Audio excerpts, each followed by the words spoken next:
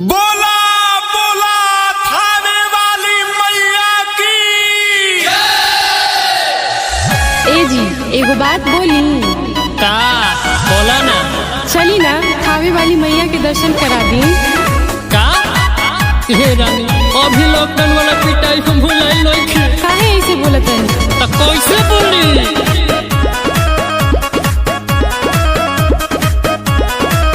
लेके चली न सैया हमार माई थावे वाली के दरबार। माई सुनरी के चुनरी चढ़ाई दिलवा में बलल सा हमार। लेके चली न सैया हमार माई थावे वाली के दरबार। माई सुनरी के चुनरी चढ़ाई दिलवा में बलल सा हमार। लॉकडाउन जारी बया फत भारी बजन तो नहीं खुका। लॉकडाउन जारी बया फत भारी बजन तो नहीं खुका। जोई पूज बहारा पुलिस बखरा पूछी त बोला बताई बुका। जही पूज बहारा पुलिस बखरा पूछी त बोला बताई बुका। तू जानो तरुलू कि कोरोना के बीमारी बा फिर भी जाए तो कहत तरू गैस गलती हो रहा है। कोरोना नहीं कोरोना। अरे बिना मुँह कहाँ छोड़ रहा है।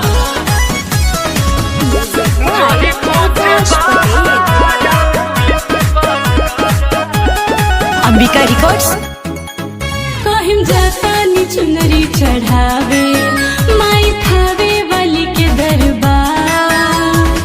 माई के कृपा हो जाई जहिया दिसी हो जाएंगे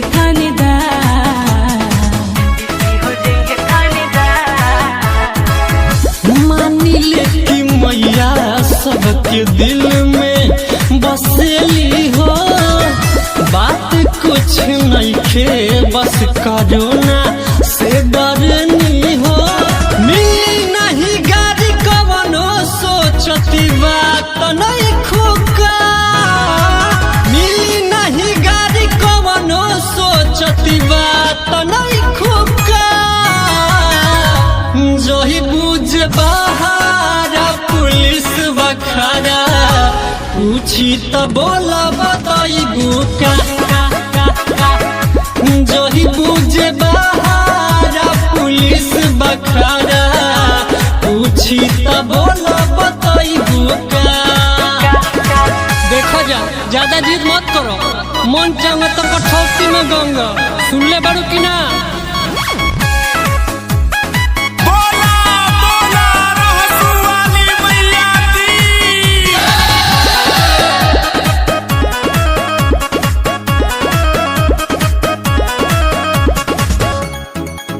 जाई लल के चुनरिया ले आई मैया हमनी के दुख हरे।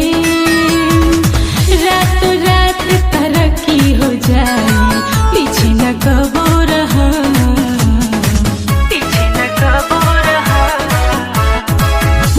जानी ले की महिमा कर बहु ते अपार बा।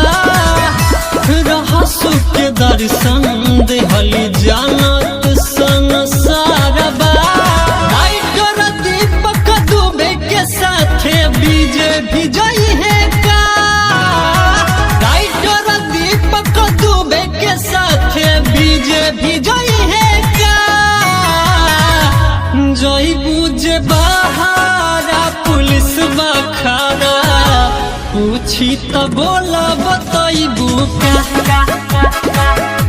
जोही बुझ बहारा पुलिस बखरा पूछी त बोला बताई बुका।